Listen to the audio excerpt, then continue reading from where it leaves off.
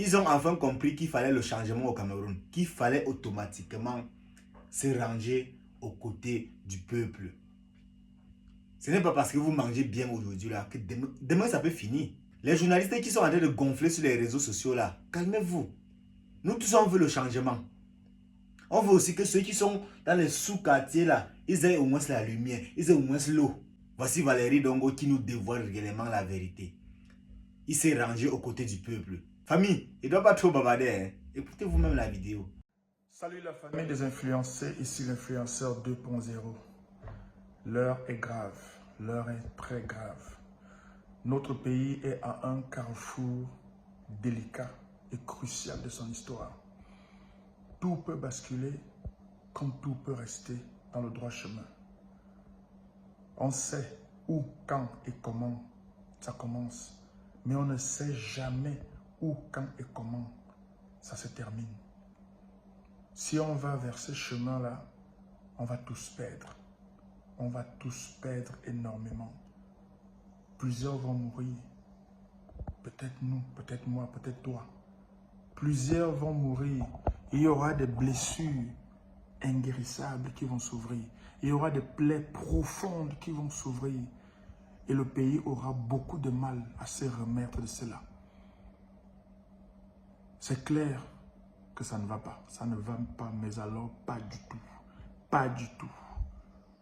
Est-ce qu'il y a une autre solution? Peut-être. Mais moi, je veux dire aujourd'hui à ceux qui nous gouvernent, au président de la République encore en place, au gouvernement, à tous ceux qui travaillent avec lui. C'est de votre faute, les gars. C'est de votre faute. 43 ans, vous n'êtes pas fatigué, les gars. Vous n'êtes pas kef. Le repos vous a fait quoi? La retraite n'est pas une punition. Waouh, les gars. Ce dernier mandat que vous avez encore eu là, les derniers 7 ans-ci, on aurait même cru que vous alliez vous réveiller, que vous aurez fait quelque chose pour dire aux Camerounais, oui, on a compris. Parce que le mal-être des Camerounais est profond depuis longtemps.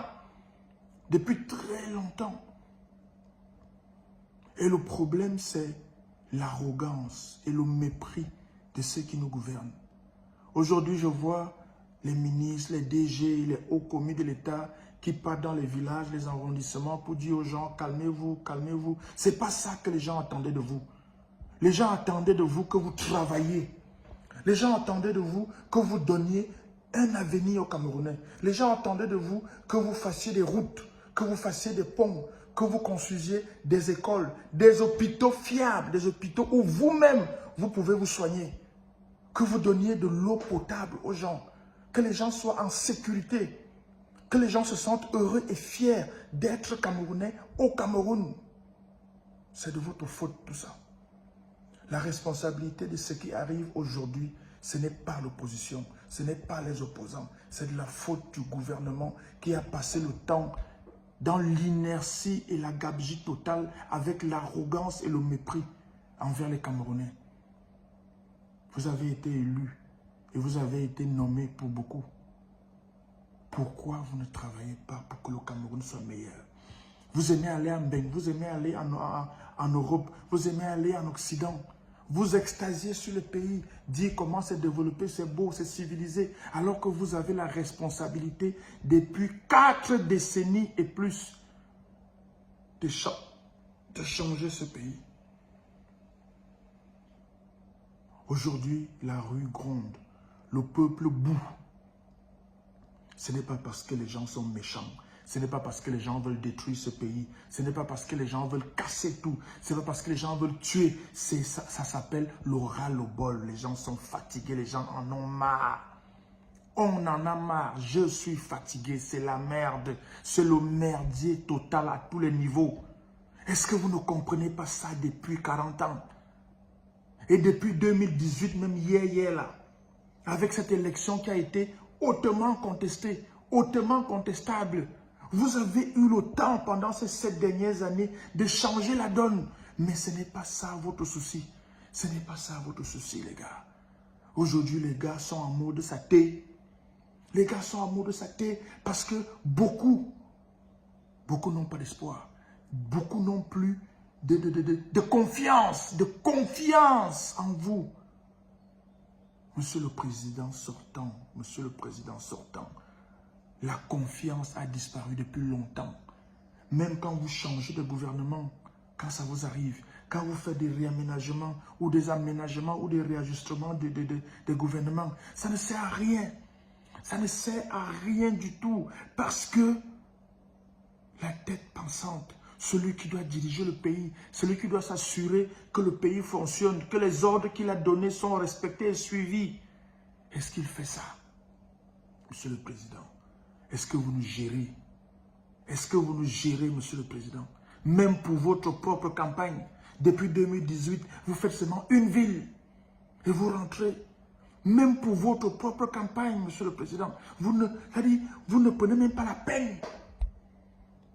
Est-ce que vous nous gérez, Monsieur le Président? Est-ce que vous avez notre temps? Vous donnez des ordres. Vous nous dites que vous donnez des ordres. Vous donnez des instructions. Vous avez mis en place des projets. Est-ce que vous surveillez ces projets? Est-ce que vous vous assurez que les projets que vous avez lancés sont menés à terme et bien menés? La plupart de vos projets n'ont pas donné, sinon tous ou presque. Ils n'ont pas donné, Monsieur le Président. Ça ne donne pas. Aujourd'hui, le peuple gronde, la rue gronde. La seule chose que vous allez faire, c'est nous envoyer l'armée. Nous envoyer les gens en tenue pour tirer sur les gens. Est-ce que c'est une solution, Monsieur le Président? Depuis toujours, c'est la même solution que vous avez. Envoyer l'armée, envoyer l'armée, envoyer l'armée. Est-ce qu'il n'y a pas une autre solution, Monsieur le Président? C'est vous qui avez les clés pour désamorcer ce qui est en train de se préparer là. C'est vous qui avez le pouvoir pour désamorcer ce qui est en train de se préparer là, Monsieur le Président. Je ne veux pas aller dans la rue. Je ne veux pas que les gens aillent dans la rue. Je ne veux pas que les gens cassent. Je ne veux pas que ce pays brûle. Monsieur le Président, c'est vous qui pouvez arrêter ça. Faites ce qu'il faut pour arrêter ce qui est en train de se préparer là. Personne d'autre n'a le pouvoir d'arrêter ce qui est en train de se préparer là. Et à vos gouverneurs, vos ministres, vos DG, ceux qui nous gouvernent. Aujourd'hui, vous venez dans tous les villages, tous les quartiers, parler aux gens, parler aux gens. Est-ce que vous avez souvent le temps de ces gens-là? Quand la période électorale passe, est-ce que vous avez le temps de ces gens-là? Est-ce que vous gérez ces gens? Quelqu'un a dit récemment, un ministre n'est pas comptable devant le peuple, mais devant son patron. Mais aujourd'hui, on voit les ministres venir parler au peuple directement. Vous venez nous parler maintenant pourquoi? Vous venez nous parler maintenant pourquoi? Alors que l'un de vos collègues a estimé et a dit que vous n'êtes pas comptable devant le peuple, mais devant votre patron. Messieurs les ministres, allez parler à votre patron. Allez dire à votre patron ce que les gens vous ont dit dans ces villages-là. Si vous les avez même écoutés, parce qu'on vous connaît et on se connaît. Est-ce que vous écoutez les gens? Vous venez dans ces réunions avec le sous-préfet, le préfet, parfois le gouverneur, pour intimider les gens. Vous croyez vraiment que l'heure est encore aux intimidations? Vous voyez, vous voyez la rage que les gars ont là dehors? Vous venez encore pour intimider les gens, pour dire non, oh, force restera la loi. Ce n'est pas ça maintenant là. Dites à votre patron que c'est lui seul qui a le pouvoir pour arrêter ce qui est en train de se passer. Mes frères et sœurs Kamé, si on casse, c'est nous qui allons perdre.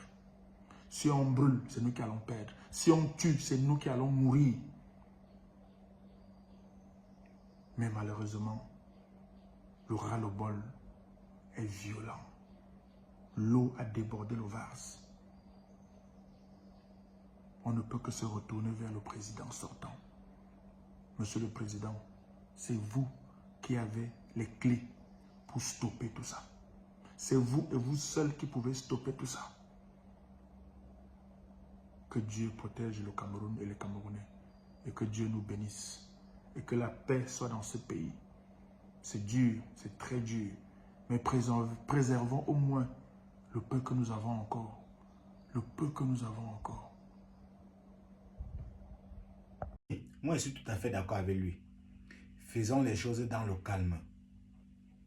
On ne doit pas diviser notre pays parce que telle personne est Bamileke, l'autre est Boulou, l'autre est Betty, l'autre est Sawa, l'autre est... Et c'est pas trop.